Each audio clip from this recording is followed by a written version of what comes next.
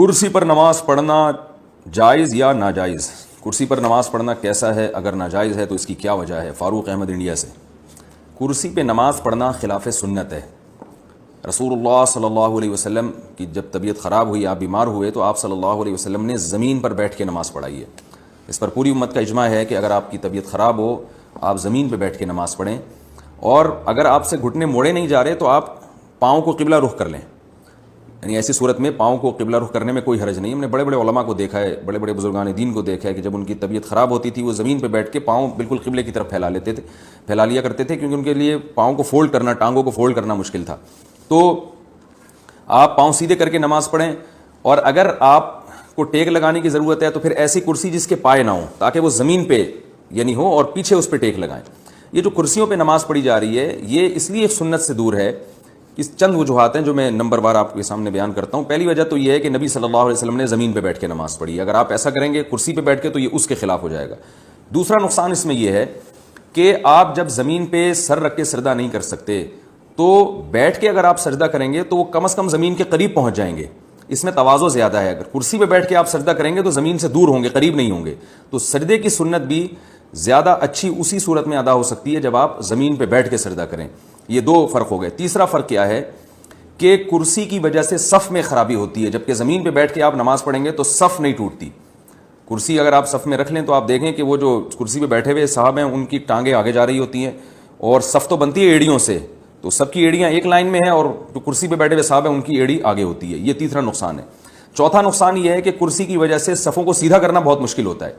اب کسی کے درمیان میں کرسی رکھی ہوئی ہے، کوئی صاحب تھوڑا سا بائیں ہو گئے تو بیٹھا ہوا آدمی تو کھسک جائے گا، لیکن کرسی والے کو پوری کرسی اٹھانا اور پھر اس کو سائڈ پہ لے جانا بڑا مشکل ہوتا ہے۔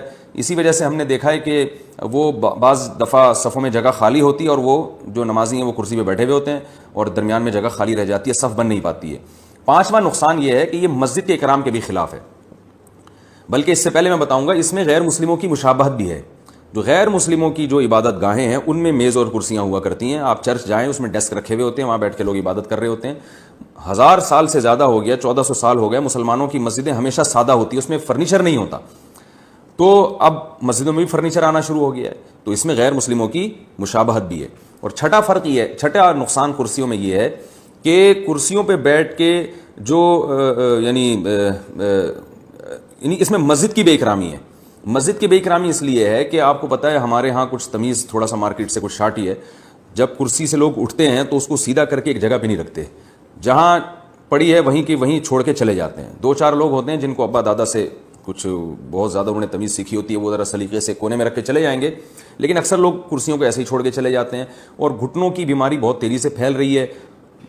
ہم تو بچپن میں دیکھتے تھے ایک بھی کرسی نظر نہیں آتی تھی مسجد میں، پھر آہستہ آہستہ 1 آئی، 2 آئی، اب آدھی صفیں کرسیوں پہ ہوتی ہیں۔ تو کچھ دنوں میں یہی ہوگا کہ یہ ساری کرسیاں دائیں بائیں الٹی سیدھی رکوع سجود میں پڑی ہوئی ہوں گی، اور مسجد کی یقیناً بے اکرامی ہے۔ مسجد میں تو سلیقہ ہونا چاہیے۔ تو یہ ایک بہت بڑی وجہ ہے۔ اور 7ویں وجہ یہ ہے کہ اگر یہ کرسیوں کا رواج ختم نہ ہوا تو ہوگا یہ کچھ دنوں میں کہ یہ مسجدیں آپ کو سرائے اور ہوٹل نظر آنا شروع ہو جائیں گی۔ یہ دعویٰ میں نے 5 سال پہلے کیا تھا، اور اب اس دعوے پر کا مشاہدہ بھی ہونا شروع ہو گیا ہے۔ میں نے 5-6 سال پہلے یہ بیان کیا تھا کہ آپ دیکھیے گا کچھ وقت کے بعد ایسا ہوگا کہ کرسیاں رکھی ہوئی ہوں گی، لوگ ان کرسیوں پہ بیٹھے ہوئے ہوں گے، اور سامنے میز رکھی ہوئی ہوگی اور چائے اور قہوے چل رہے ہوں گے۔ بالکل وہ ماحول ہوگا جو ہوٹلوں کا ماحول ہوتا ہے، کیونکہ جب کرسیاں آ گئیں تو پھر ظاہر ہے پھر صحت مند لوگ بھی ان پہ بیٹھیں گے۔ نماز کے بعد جو ہے نا گپ شپ لگانے کے لیے صحت مند لوگ بھی ان کرسیوں پہ بیٹھیں گے۔ پھر جب بیٹھیں گے تو وہ گول دائرہ بھی بنے گا، پھر جب بنے گا تو پھر میز لانے میں کتنا ٹائم ہے، پھر چائے اور سٹے بھی چلیں گے اس میں۔ تو اب میں تو رمضان میں دیکھتا ہوں کہ یہ سب کچھ ہو رہا ہے، کرسیوں پہ اعتکاف والے بیٹھے ہوئے ہوتے ہیں اور چائے بھی چل رہی ہوتی ہے۔ بالکل وہ گپ شپ کا ماحول ہوتا ہے جو گلی محلے میں نہیں کرسیاں ڈال کے لوگ بیٹھے ہوئے ہوتے ہیں۔ تو یہ مسجد کے اکرام کے بالکل خلاف ہے، اس کو ختم کرنے کی کوشش کرنی چاہیے۔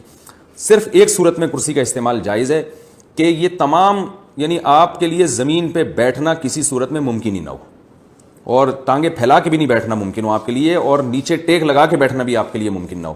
تو پھر بحالت مجبوری کہ آپ کے لیے ایک چیز ناممکن ہے تو پھر آپ کرسی پہ بیٹھ سکتے ہیں، مجبوری ہے، لیکن اس میں بھی بہتر یہ ہے کہ فولڈنگ کرسی ہو، اپنے ساتھ لے کر آئیں، اپنے ساتھ لے کر جائیں۔ یہ ممکن نہیں ہے تو مسجد میں ایک خاص جگہ ہونی چاہیے جہاں ان کرسیوں کو رکھ دیا جائے۔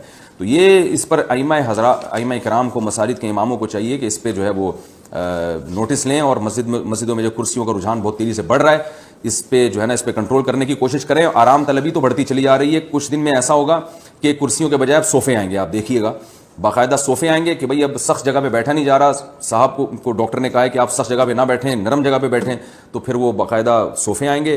اور پھر وہ جب صوفے آئیں گے تو پھر وہ فولڈنگ صوفے آئیں گے کچھ وقت کے بعد. پھر وہ ایسا صوفہ آئے گا کہ بوقت ضرورت وہ اس کو بیڈ بھی بنایا جا سکے, کیونکہ بعض دفعہ نمازی تھک جاتے ہیں, ان کی کمر میں درد ہوتا ہے تو ان کو لیٹنا بھی پڑتا ہے.